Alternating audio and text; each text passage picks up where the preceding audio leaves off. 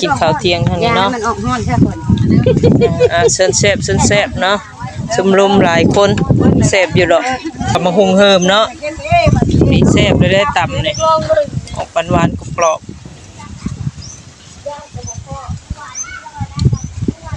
โคกใหญ่3-3 บาทนะมั้ง แหมปีนี่แหมบดดา ปลาเห็มมันละพวกธรรมดาผู้สาวเนาะ สามปีแล้ว ฟังเอาน้องเต๋เอ้ย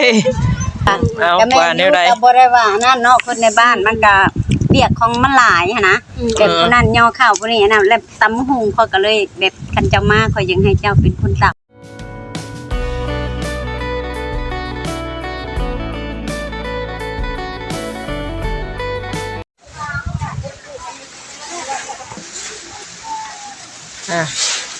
ทักทายสบายดี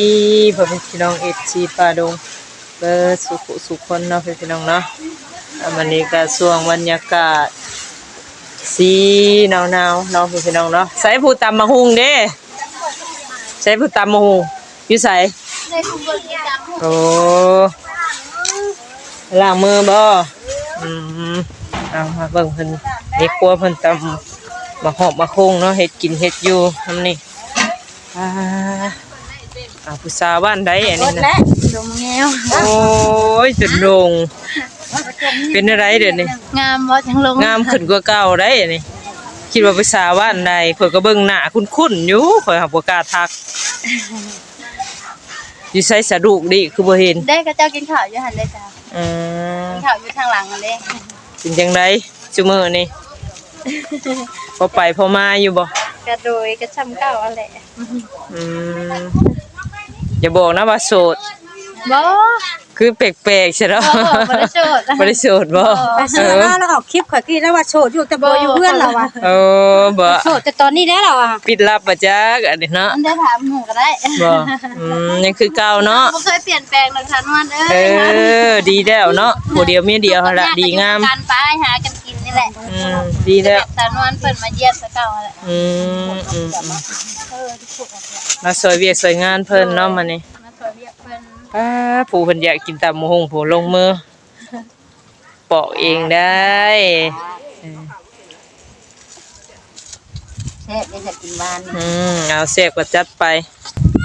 น้องเตตำมะฮุงบ่บ่มาให้กำลังใจสาวไรแม่นบ่สาวไรตำมะฮุงแซ่บบ่ได้ใส่ไปเอาไม้อันขายยามันอันถงเอ้ยมาให้เลยไปไปจัดไปโอ้จะหน่อยค่อยใช้จะต้องให้อันได้ใส่ผ้าแก๊สแซ่บได้เฮ้ยนี่มาอยู่ทางที่กินข้าวเที่ยงทางนี้เนาะมันออกฮ้อนแค่คนเส้นแซ่บเนาะชุมลุมหลายคนแซ่บอยู่ดอกเกี่ยวไปได้ไปตำข้าวปุ้นบ่เกี่ยวไปนี่ก็กำลังฮ้อนเดี๋ยวนี้มันนู่นได้จ้ะ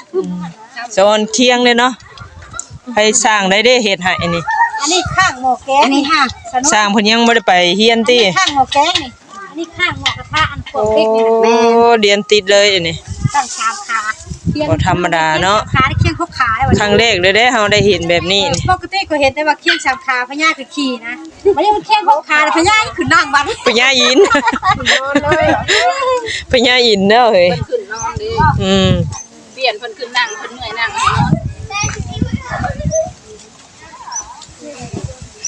โอ้มาคุงกับมาคุงเฮิมเนาะ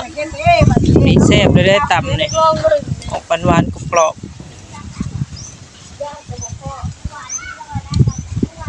โคกใหญ่3-3 บาทนะมาคุงนี่ติบ่ครบน้อยเนาะเนื้อหยวกเนาะจ้ะดีได้มันรสชาติบ่เปลี่ยนเนาะบ่ครบใหญ่รสชาติเปรี้ยวจังโยบาทนึงเค็มบาทนึงจางมันก็เข้ากันอยู่เค็มต่อเค็มมาแล้วมันสิกินบ่ได้แหมปีนี่แหมบดดาปลาเห็มมันละพวกธรรมดาผู้สาวเนาะสามปีแล้วฟังเอาน้องเต๋เอ้ยเห็มทั้งอื่นก็บ่เห็มมาเห็มฮอดละเฮาย้อนเฮาตาบ่แซ่บแล้วแซ่บเจ้าบ่ใส่นั่นเจ้าบ่ใส่น้ำตาลเด้อมัน บ่ใส่น้ำตาลได้เท่าใด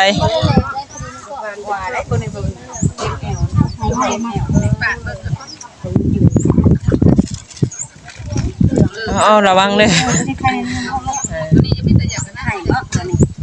มันช่วงมันชุกเนาะ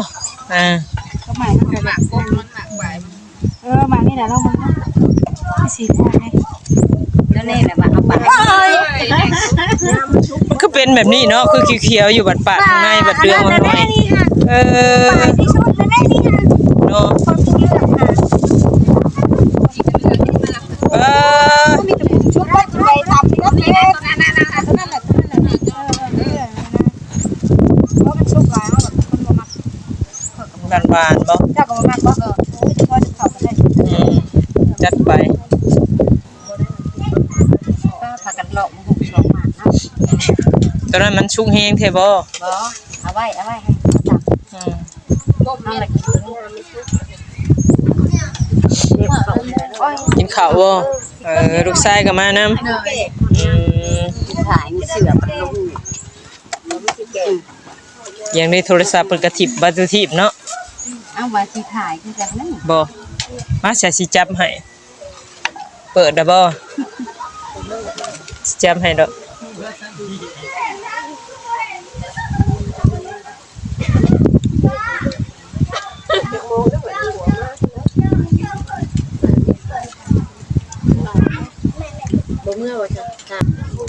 สไลด์เปิดให้นี่ มันท่านจะเปิดบ่หรือนะ ยังเปิดให้นี่ โอ้ย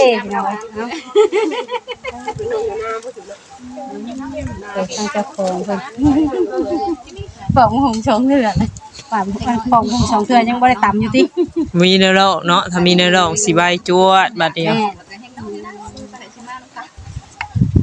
เอามีดนี่แหละเราล่างซะเนี่ยขูดเอาเนาะนี่โมเมนต์เราสั่นหิวขับวะเนาะ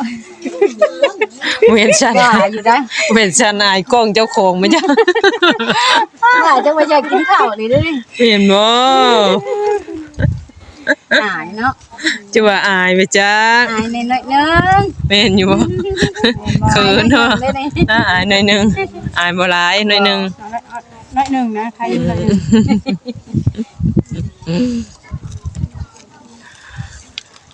ก็คือได้เฮาในบัดอันจี้หมู่ว่าจี้ได้บัดเขาว่าจี้ตัวเองหนูเว้าบ่เป็นเด้อคิดบ่ออกแล้วบัดนี้เคยแบบถามเขาหั่นนะบัดเขาว่าถามตัวเองตอบบ่เป็นบัดนี้ จังที่ดอกเลยเนาะ ตอบอย่างนี้พิษดินั่งโทรศัพท์จะเอาจักนาทีเลยนะตู้เต้น เน็ตเตะไปที่กัน ชิบบ่อันจะว่าย่ามันนั่นบ่ได้บ่แม่นบ่ บ่ตัวนี้บ่ได้ เด้อสบายดีกล่องสินางกล่องสาวนวลกล่องสาลายบ้านเฮาเด้อมาพี่น้องตามมาคุ้งบาทนี่ ไปนำบ่ได้แล้ว คือไปนำบ่ได้บ้านกัดอยู่ฮอดบ้านลงมึงเอว ไปสิทะลุกล้องได้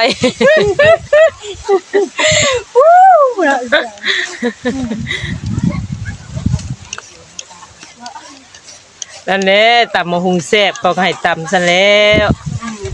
มามือเขาให้ตำมือเขาแห้ง ปืนแห่งตำลายแล้วปืน บ่แห้งนะเนาะ นี่เพิ่นมาให้เพิ่นเลยบาด หมอกบ่ มอบเลย หมอกประมูลเลยบัด มอบให้เฮ็ดเลย ประมูล ให้ประมูลเลย ประมูลค่าเท่าไหร่บัด มีค่าอยู่บ่เนาะ ให้ประมูลต่ำไหน มีค่าอยู่บ่เด้บัดเพิ่นว่าบ่ค่อยมีค่าพี่น้องเอ้ยบ่แม่นอยู่เดียวบ่ค่าแถวนี้บ่ได้มี มีได มีบ่ได้ โอ้โห โอ้ฉันเด้อ ไปปลูกไว้อยู่ได้ดิ คอยปลูกไว้อยู่ใดมีใดไผเว้าหังบ่มีขามีพอแห้งทั้งขาทั้งจังไก่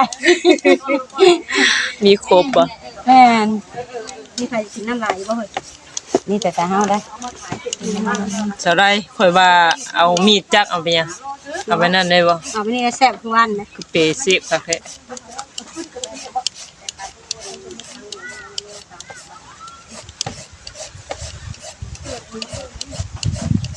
มีไผสิกินน้ำแถวนี้เพิ่นสิกินน้ำอยู่บ่ เพิ่นบ่กินเท่าแต่ดัง กิน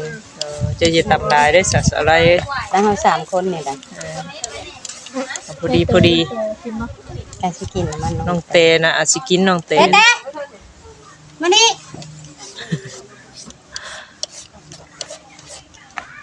ทางนั้นเกิดทางนี้เกิดโอ้ยสิไปทางใดเด้แล้ว โยเจ้าภาพถ้าบอกเกิดมาเป็นเจ้าภาพมันก็ต้องมีหนี้เว้ยเนาะแม่นบ่ มานี้บ่ มีเจ้าภาพมันต้องมีหนี้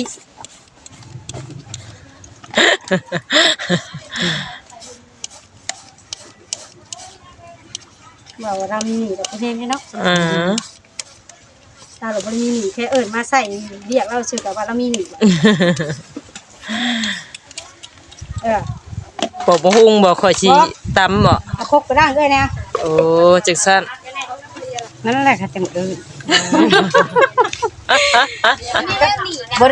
เอิ้นหยังได้เอิ้นให้มาล้างคกให้แน่ว่ะ ล้างมาล้างคกล้าง ล้างให้เพิ่นเฮ็ดจังได๋ ซอยกันเด้อแล้วเรียกนี่ผู้นึงผู้เดียวเฮ็ดบ่เป็นเด้อนี่ได้ซอยได้ก็ซอยน้อยนางเนาะ โดย ซอยเงินบ่ได้ก็ซอยน้ำจิตน้ำใจซอยเลือดซอยแห้งพี่น้องเอ้ยเนาะซอยเบิ่งซอยหยังกันนั่นแหละ โดย เฮ็ดได้ซะคำแสนซอยไปผู้นี้เฮาก็บ่มีคือกันเนาะ แม่ แม่นบ่สนุก อยู่ธรรมดาแหละเฮ็ดจังได๋ซะ น้องแตงกินบ่นี่ พากันเมื่อแล้ว ฮะบ่กิน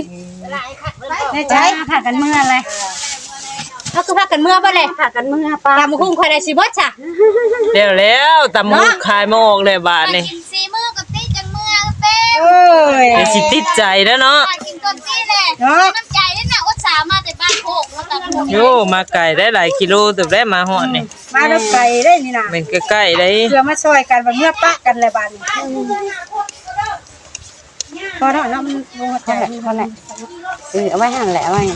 คนตำต่อมาเลย ได้แล้วปะ แม่ โอ้ตะ หมู่บ้านนี่หลาย บ้านนี่อะไรกันนี่เนาะ บ้านนี่หลายคนอีกบ้านนี่อยู่ในห้องน้ำเด้อโดยนะนี่ได้กดกันบอกกันว่าพริกหาเขาเนาะได้ใส่พริกหาเก่าเนาะ พริกดิบบ่มีบ่ นี่ บอกมา เป็นประมาณ คิวบ่ มันบดีแต่มัน มัน ที่ฟิล์มเสียหาย สบายดีก็เอ้ยคนลงเตะเออ ลืมเรียกว่าไม่ได้เปิดกล้อง อะไร เบิ่งดูละเมยละเมยอีกแล้ว แน่นอนอยู่บอกคือ จ้างแนวไหนน้องบ่ ถ้าเกิดที่ จิตใจบ่อยู่ในตนในตัวเด้จะเป็นแนวไหนก็เบิ่งก็ว่าอยู่นั่น เทียนมีอยู่ขีดเดียวเลยทั้งหมด สิว่าดื่มเอิ้นมาแต่พุ่นบ่จักจักเด้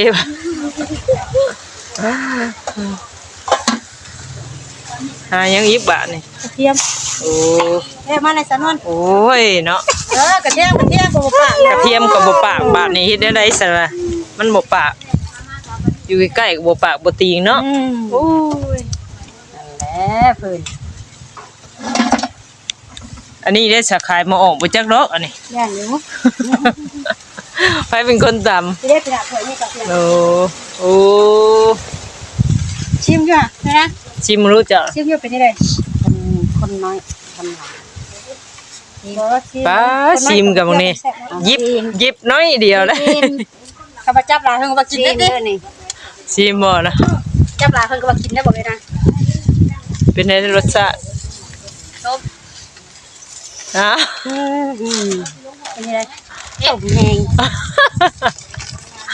ชมเมง ก็ชมแห้งค่ะ แต่มังนาวได้บ่ บ่ผู้ทารุ่นกับพวกไอ้ส้มเข้มอยู่นะ อื ชม ม แห้งโลด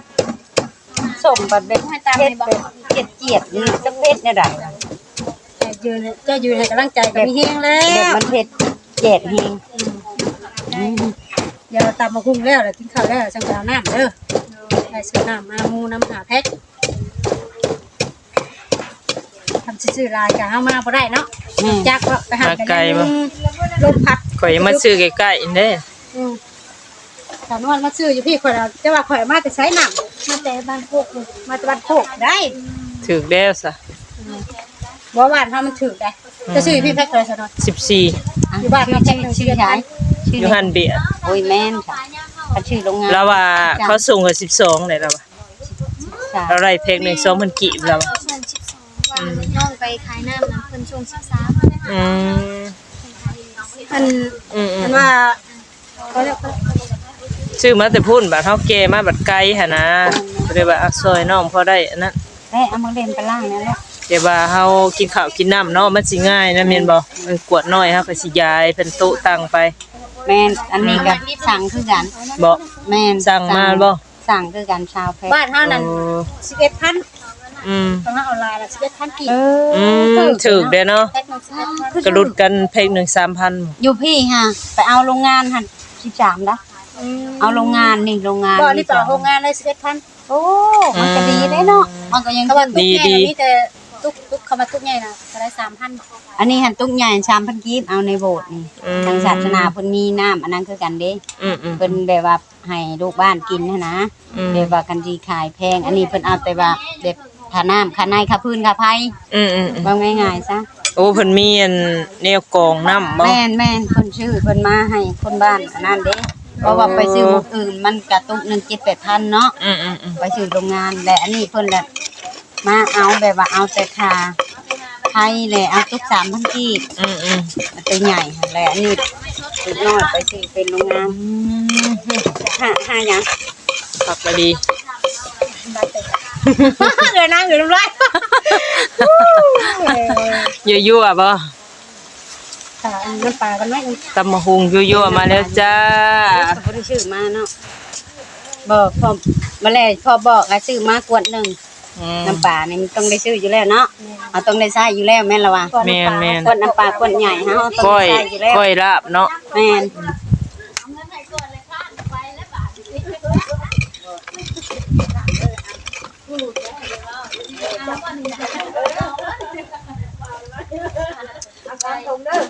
เจ้า แซ่บโอเค โอเคว่าทางนั้น ยังทำซีมนะ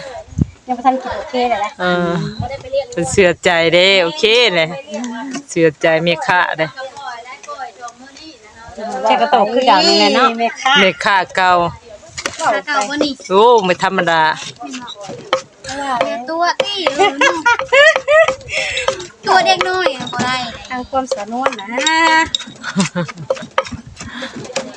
พี่มีสิเด้เมียค่าเก่าตาบาน ผสมวิบัติ เป็นราคาเก่านี่มันต่ำ เอาทั้งตาสุ่มตาบานแล้วให้ลูกค้าเข้าห้านเด้ค่ะ เอิ้นน้ำ ยิ้มหวานยิ้มหยังแล้วจุงตาขยิบเด้ให้เพิ่นเข้าห้านเด้ คุณไหนผมมีเมียหรอกแห้งเนาะเขากินรถออกไปได้เด้ออกไปได้เด้ว่า บ่ยังกะย่านะขอแต่ข่อยได้ซิมเจ้าไปก่อนช่วยจิปล่อย กินไม่ได้ ซิมกระแสแล้ว เอา อืมเจ็บหลายโอ้ยกโปให้เลยน้องแต่ เกี่ยวชิมแล้วนะเกี่ยวชิมแล้วเกี่ยวตั้งยากอยู่นี่ โอเคค่ะ ให้น้ำลายเหยน้ำลาย น้ำลาย โอ้ยเนาะเอาทีอ้ว มาก ระตุกกันเก่าซ้ำมาจักอันนี้ เนี้ยมัน กระโดดเก้าได้เปลี่ยนแต่ครบก็ได้ โอ้ยเนาะปรากฏว่าคือสีแดงเด้ สาวนวลมันคกง่ายมันบ่พุ่งน้อยเดียวนะ โอ้โหจิกชันบ่ดีแล้ว อื่นเอาน้ำลายกัน ว่าคือสิเผ็ดกว่าเก่าเลยข่อยว่า เอาอันนี้ให้ไว้ทางทางเลยมาเป็นไม่ได้สร้างแล้วเพิ่นนี่ย่า ปุ่นบ่นี่ เฮ้ยพักข้าวบ่มีคือว่านี่เนาะใช้หมูอันนั้นน่ะแคบหมูเขามีบ่บ่มี เข็มหมู ค่ะบ่มีบ่เป็นหยังเขาบ่ซื้อมาพี่น้องเว้ย นี่ยั่วๆไป อ่ะโจม กินบาดนี่ถูกปะเอาซิม สาวเพิ่นมา คือกับบ้านเจ้าตำอยู่บ่ลองมึงดู แม่ค้าเก่าได้นี่ค่ะ แพบเป็นที่ไร โอ้ แซ่บตั้งใจเว้าอยู่บ่ตั้งใจเว้าอยู่บ่ จะว่าย่องสิบ่จัก ว่าย่องให้ค่อยดีใจชื่อบ่จัก เอาอันซิมชิม แซ่บอะไร บ่ แซ่บนะใจทำใจ ไปกินน้ำกันซะนะซาแซ่บเลยกินน้ำกัน เนาะได้ ทั้งนี้2เทื่อแล้วมาอยู่ข้าวยังทั้งนี้ยังบ่กล้าบ่ไปอยู่ เห็นทางเราหิวข้าวแล้วบัดนี้ เราไปเถ หิวได้เห็นไร เนาะแต่ม่วนในดีแล้วอันนี้แต่ม่วนแต่แซ่บโหไปเมื่อน้ำเด้เนาะแจกอีกสั่ง2คนนี่ นี่น้องค่ะไพ่มาคนนี้ค่ะ กว่ามีค่ามีคุณนะติ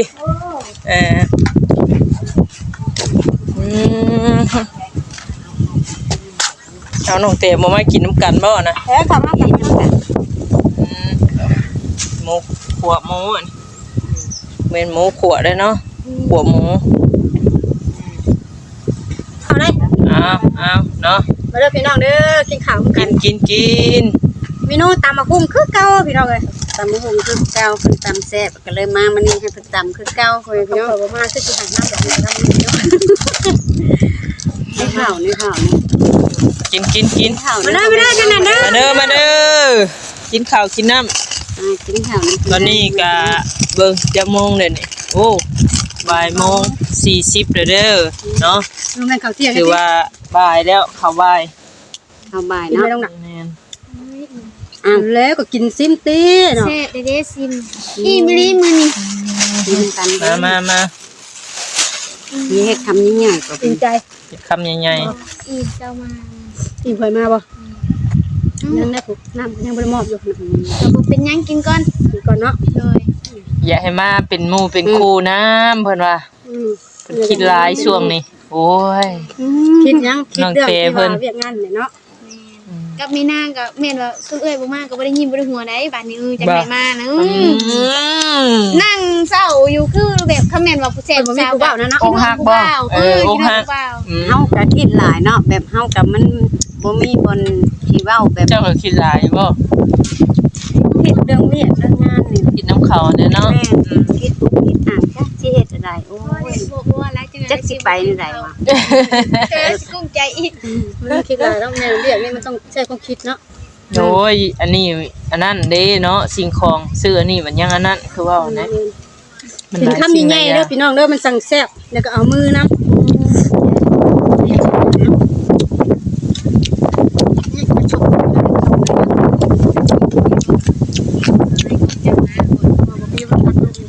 โต๊ะ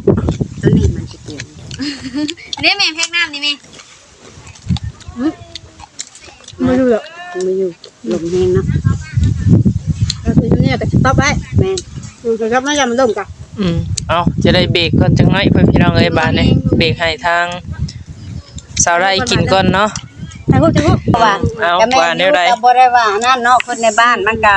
เรียกของมันหลายหันนะแต่ผู้นั้นย่อข้าวผู้นี้นะแล้วตำหุงเขาก็เลยแบบคันเจ้ามาเขายังให้เจ้าเป็นคนตำเลยแบบจัดเลยเหลือมัง คือข่อยตำมาคุ้งเป็นเลยถูกปากเฮ็ดถูกปากคนเลย ผ่าน แบบว่ามันโอเคนะ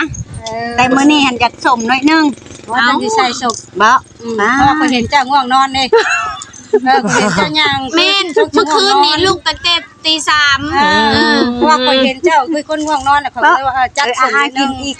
ให้ตาเจ้าสว่างเนาะ นั่นแหละเขาก็ยังให้เจ้ามาบ่ชองอะไรมาอื่น มาเมื่อ3เด้อ ว่าซั่น ลืมว่าเนาะ ลืมผู้หนึงบ่ เรื่องของหูข่อยเรื่องแน่ มานํกันรักษามาเบิ่งมาแย่งนํกันเฮ็ดมาคือว่ามีหยังก็เฮาก็ปรึกษากันเนาะหรือเพิ่นว่ามักนาวเบิดมักเล่นเบิดเฮาก็เว้ากัน